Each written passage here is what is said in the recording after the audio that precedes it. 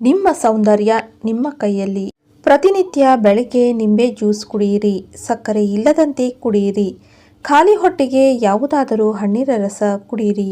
ದಿನಾಲು ಬೆಳಿಗ್ಗೆ ಸ್ನಾನ ಮಾಡಿ. ಮೈಗೆ ಬೇಸಿಗೆಯಲ್ಲಿ ಟಾಲ್ಕಮ್ ಪೌಡರ್ ಹಾಕಿ ಬಿಸಿಲಿಗೆ ಹೋಗುವವರು ಮಾಯಿಶ್ಚರೈಸರ್ ಇಲ್ಲ ಸನ್ಸ್ಕ್ರೀನ್ ಬಳಸಿ. ನಿಮ್ಮ ದೇಹದ ಕಡೆ ಗಮನ ವಹಿಸಿ. ಅದಕ್ಕೆ ಸಂಬಂಧಿಸಿದ ವ್ಯಾಯಾಮಗಳನ್ನು ಮಾಡಿ. ದೇಹದ ತೂಕದ ಕಡೆ ಸದಾ ಗಮನವಿರಲಿ. ವಾರಕ್ಕೆ 2 ಬಾರಿ ತಲೆ ಸ್ನಾನ ಮಾಡಿರಿ. ವಾರಕ್ಕೆ 1 ಬಾರಿಯಾದರೂ ಕೂದಲಿಗೆ ಮಸಾಜ್ ಮಾಡಿರಿ. ತಿಂಗಳಿಗೊಮ್ಮೆ ಹುಬ್ಬನ್ನು ಶೇಪ್ ಮಾಡಿಸಿ ಫೇಶಿಯಲ್ ಮಾಡಿಸಿಕೊಳ್ಳಿ. ತಿಂಗಳಿಗೊಂದು ಬಾರಿಯಾದರೂ ದೇಹಕ್ಕೆ ಮಸಾಜ್ ಕೈಗೊಳ್ಳಿರಿ. 3 ತಿಂಗಳಿಗೊಮ್ಮೆಯಾದರೂ ಕೂದಲು ಟ್ರಿಮ್ ಮಾಡಿಸಿ. 3 ತಿಂಗಳಿಗೆ 1 ಸಾರಿ ಕೂದಲಿಗೆ ಮೆಹಂದಿ ಹಚ್ಚಿಕೊಳ್ಳಿ. ಚಳಿಗಾಲದಲ್ಲಿ ರಾತ್ರಿ ಹೊತ್ತು ಕೋಲ್ಡ್ ಕ್ರೀಮ್ ಇಲ್ಲ ಪೆಟ್ರೋಲಿಯಂ ಜೆಲ್ ಬಳಸಿ. ಬಿಳಿ ಕೂದಲು ಬಹಳ ಇರುವವರು ಡೈಗಿಂತಲೂ ಮೆಹಂದಿ ಲೇಪಿಸುವುದು ಉತ್ತಮ. ದಿನಾಲು 1/4 ಗಂಟೆ ವ್ಯಾಯಾಮಕ್ಕಾಗಿ ಮೀಸಲಿಡಿ. ಇಲ್ಲ ಪ್ರತಿನಿತ್ಯ 2 ಕಿಲೋಮೀಟರ್ ನಡೆಯುವ ಅಭ್ಯಾಸ ಮಾಡಿಕೊಳ್ಳಿ. 15 ದಿನಗಳಿಗೊಮ್ಮೆ ಹಲ್ಲನ್ನು ಉಪ್ಪು ನಿಂಬೆ ಸಿಪ್ಪೆ ಹಾಕಿ ಲೇಪಿಸಿ. ದಿನಕ್ಕೆ 2 ಬಾರಿ ಹಲ್ಲನ್ನು ಉಜ್ಜಿ. ಊಟದ ಮೇಲೆ ಗಮನ ವಹಿಸಿ. ದಪ್ಪವಾಗಿರುವವರು ಕರಗಿಸಲು ಅನ್ನ, ತುಪ್ಪ, ಕೊಬ್ಬಿನ ಪದಾರ್ಥಗಳು, ಕರಿದ ತಿಂಡಿಗಳನ್ನು ಅತಿಯಾಗಿ ಬಳಸಬೇಡಿ. ಹೆಚ್ಚು ತರಕಾರಿ, ಹಣ್ಣು, ಹಣ್ಣಿನ ರಸ, ಸೊಪ್ಪು, ಕಾಳುಗಳನ್ನು ಸೇವಿಸಬೇಕು. ಇದರಿಂದ ದೇಹದ ಕೊಬ್ಬು ಕರಗುವುದಲ್ಲದೆ ದೇಹಕ್ಕೆ ಬೇಕಾದ ಪೌಷ್ಟಿಕಾಂಶಗಳು ದೊರೆಯುತ್ತವೆ. ನಿಮ್ಮ ಉಡುಗೆ ತೊಡುಗೆ ನಿಮ್ಮ ವಯಸ್ಸು ಮತ್ತು ನಿಮ್ಮ ಆಕೃತಿಗೆ ಹೊಂದುವಂತೆ ಅನುಗುಣವಾಗಿ ಇರಲಿ. ನಿಮ್ಮ ನಡೆ ನುಡಿ ಭಂಗಿ ನಗು ಮಾತು ಆಕರ್ಷಕವಾಗಿರಲಿ. ನಿಮ್ಮ ಉಡುಪು ಸದಾ ಸ್ವಚ್ಛವಾಗಿರಲಿ. ನಡೆಯುವಾಗ ಹೆಚ್ಚು ತಲೆ ಬೆನ್ನು ಭಾಗಿಸುವುದು, ಹೊಟ್ಟೆ ಮುಂದಕ್ಕೆ ಬಾಚಿ ನಡೆಯುವುದು ಇವುಗಳನ್ನು ತಪ್ಪಿಸಿ ನೀಳವಾಗಿ ನೆಟ್ಟಗೆ ಸ್ವಲ್ಪ ವಯ್ಯಾರದಿಂದ ನಡೆಯಬೇಕು. ಮೇಕಪ್ ಮತ್ತು ಮೇಕಪ್ ಸಾಮಗ್ರಿಗಳು, ಲಿಪ್ಸ್ಟಿಕ್ ಇಂತಹ ವಸ್ತುಗಳ ಉಪಯೋಗ ಅಧಿಕವಾಗಿ ಬೇಡ. ದಿನಾಲೂ ಆಹಾರಕ್ಕಾಗಿ ತಿಂಡಿಗಾಗಿ ಸಮಯವನ್ನು ಸರಿಯಾಗಿ ನಿಗದಿಪಡಿಸಿಕೊಂಡು ಸೇವಿಸಬೇಕು.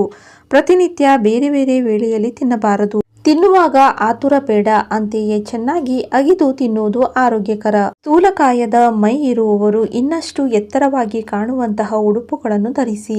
ದಪ್ಪವಿದ್ದರೆ ಸಿಂಥೆಟಿಕ್ ಆರಿಸಿರಿ.